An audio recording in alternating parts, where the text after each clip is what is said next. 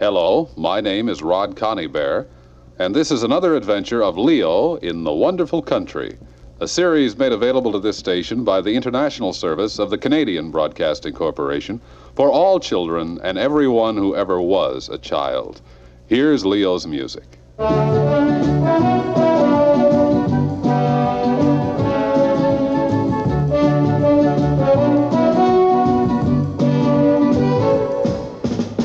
Leo is a boy who discovered that if he crawled through the cardboard box in the basement, he'd find himself in the wonderful country.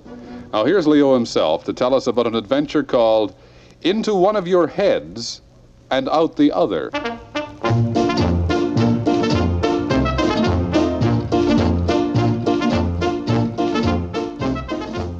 Last week I crawled through the cardboard box into the wonderful country and Seymour Snake was sitting waiting for me. He's looking nice and perky as always with his red and white polka dots and his green fedora with the yellow feathers sticking out of the top. Thank goodness that you're here.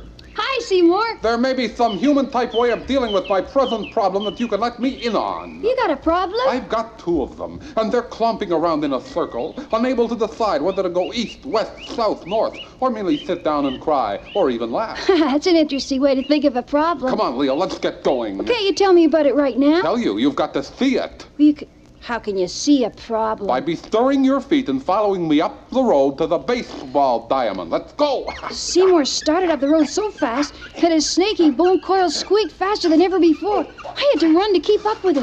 Let's go, Leo. It's got something to do with baseball? Of course not. Well, then why are we going to the baseball diamond? Because that's where these problems are. Walking around in a circle. Good heavens, Leo, that's what I say. Just go in one of your heads and out the other. You mean one ear and out the other. I don't have two heads. Oh, that's right. I'm so flustered I think everyone has two heads. Like the octopus. The octopus what? Oh, there he is. Oh. There, stop. Oh, there he yeah. is walking around the baseball diamond. Oh dear, oh joy, oh gloom, oh happy day. There oh was a very disaster. strange-looking Oh, animal sorry. walking around the baseball Oh, diamond. happy, oh, sad. It's kind of like a horse, except he had two heads. No, And he was two colors, Happy, divided happy. right down the middle, giving him two black legs and half a black body and one black head, while the other side was white. What did you say he was? An octopus. ecstatic. And he's come ecstatic. through the wonderful country from somewhere else in an attitude search. A what? I don't quite understand any of that myself, but one of him will explain it. I'll hail him now. Hey there, octopus! Oh, delightful regalement. Oh, torture. Hey, Orville or Oliver! Is that his name? I mean, his names?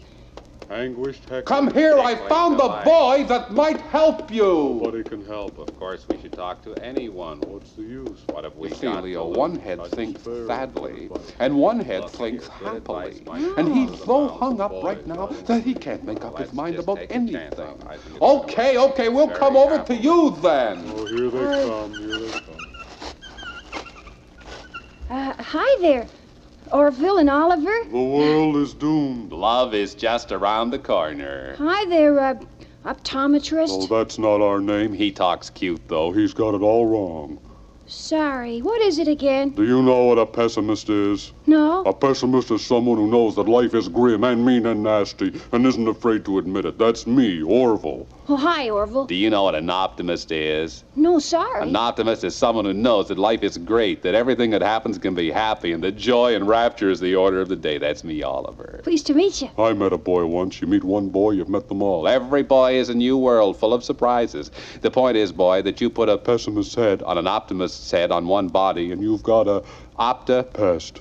But you quarrel all the time? We have a fundamental problem. He's a happy idiot. We have a fundamental problem, that's true. He's a sourpuss. It must be kind of hard to decide how to run your body when you both think so differently. That's it. I want to run the body sad. And I want to run it happy. The way they argue all the time, Leo, they cannot run it at all. Well, that is a problem. Hey, Seymour. Yes? What if we took the octopus to King Fatso? Well, why?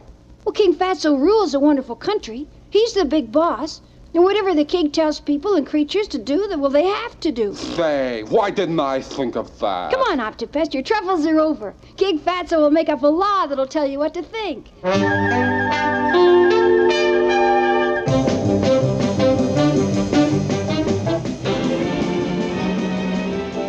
We went to the palace and peeked into the royal dining room, where King Fatso was eating, as usual. There's some tiny leftover morsel still begging to be eaten. I can hear it. It's saying, "Chomp me with your chompers, O royal potentate, and we shall rest serene in your royal stomach." Ah, it's those two little peanuts left in that bowl there. Yes, it is, of course. And I guess I'm finally through. Hi there, your regal gorgeousness. Why, it's Leo, the talking boy, and he's got a couple of horses with him. Hello, Leo. I didn't know you were an admirer of horseflight. Good heavens, 2 horse heads with only 1 body. I've heard that 2 heads are better than 1, but this is carrying it a bit far. Well, this is an octopus, your glorious despotisness. Bad morning, Your Majesty. Good morning, Your Majesty. They have a problem. They don't know whether to be happy or sad. We wondered if you couldn't order them to be one thing or the other, so they wouldn't quarrel anymore. Oh, I see, Leo. They've come to their king to settle their dispute. Well, I haven't made a law all morning. I'd be just delighted to oblige. I'll get my gavel out of my gavel bag, which I carry in case I have to ever make instant law. Yes.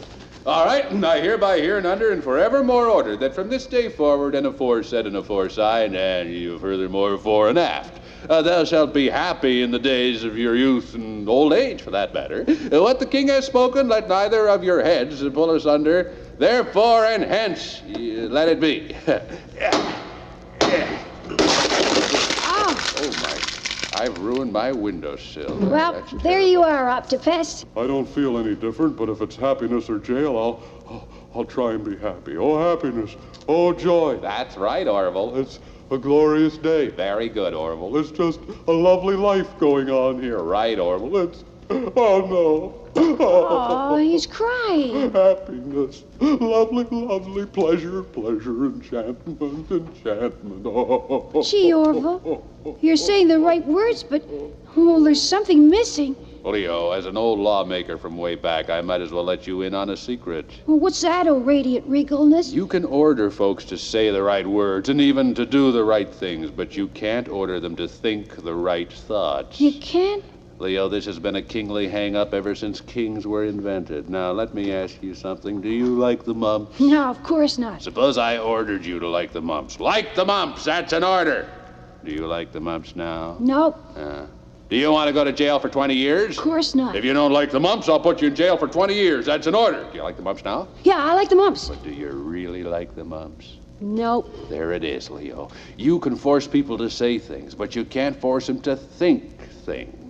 Then won't the octopus ever find a way to agree with himself? Yeah, somebody has to convince him that happiness is the best way. Well, who convinces people that it's good to be happy? People who say convincing words. Well, who says convincing words? Let me think. Convincing words are said by people who know how to use words so that you believe them. Who's that? Well, people who build words the way some people lay bricks, one word on top of the other, in an exciting way, so that you get so excited that you believe those words. People like philosophers, writers, and poets. Hey, After. The dragon named after his grandmother likes to be called After for short. He's a poet. That's it, Leo. Let's take the octopus to After's lair on Lifesaver Mountain and see if he's got convincing words that'll solve the problem.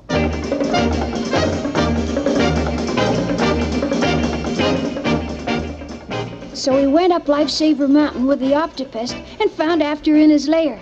His bathroom scales tinkled in a friendly fashion as he took a long look at the octopus. Oh, yeah. Convincing words, eh? Let's try happiness first, shall we? See if we can convert Orville here. Orville, look straight at me. Oh, those dragon's teeth are frightening like doom. Here's a happiness poem, Orville. I wrote this happiness poem about my father once. Leo, we might get to him by father love. Happy is Pappy, it makes him so snappy. He's a slap happy Pappy and never more scrappy. Not a smile, or even a glimmer of gladness After. Maybe he's mad at his old man. Here's a poem, Orville, that I wrote on cheer. The frontier of cheer is a sheer and sincere atmosphere to endear, so do persevere in pursuit of that cheer you do over here. From glad financier and charioteer and gay auctioneer and queen's fusilier and grand vizier and gloom's mutineer, they're a bug in your ear to start to revere pure mere sheer cheer. Orville just still looking at you, even gloomier than before. I think Orville's case is hopeless. Well, how about trying Oliver? Right. The doom of gloom is in my room, and it do boom and all consume, and thus entomb, and do presume within and without my dressing room, and does be plume any heirloom, and will resume in the reading room, and do foredoom gladsome costume, and stays with me an old cartoon, and sweeps its broom through the elbow room. The end. Well, Leo, I have to admit failure. They're both the same way they always were. Well, Orville and Oliver Octopus, I guess we can't help you. I knew it all along. Hope remains. Something will come along. I don't know what. Unless you guys can help There yourselves. is no help on this earth. Look for the silver lining. Oliver's happy being happy, and Orville is happy being sad, and that's that. Of course, happy is the only thing that makes me happy. And I find the only happiness in facing the sadness of life, yeah. Wait a minute, Orville. That means that you've been happy all along. Being sad has been your happiness. Huh? Sure.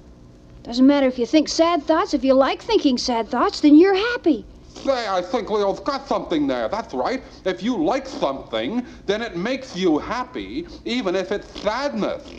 Oh, you mean that sadness has been making me happy? Sure. But that would mean that both Orville and I have always been happy, both of us, only in different ways. Well, who says there's only one way to be happy? I've been happy being sad. That's a horrible blow to realize that I'm happy. Well, I think it's a dirty trick that he's been happy all along, and I felt the weight of carrying the happiness burden. Well, do you want to share some of the sadness then? Well, maybe I am already, come to think of it, Orville. It's a pretty sad fact to realize that you've been sailing under false colors. Well, then you take some sadness for a while. Okay, I think I will. Swell. Let's go down the mountain and look for some hot dog bushes and have some lunch. Oh, it's the same thing every day, 3 meals, eating and swallowing. Where does it get us? Keeps us alive so we can enjoy sunrises and sunsets, if nothing else. See one sunrise, you've seen them all. That's a pretty funny animal. Oh, you know something, Leo? Funny in more ways than one. Well, how do you mean, after? Didn't you ever feel that you had two heads, one sad, one happy?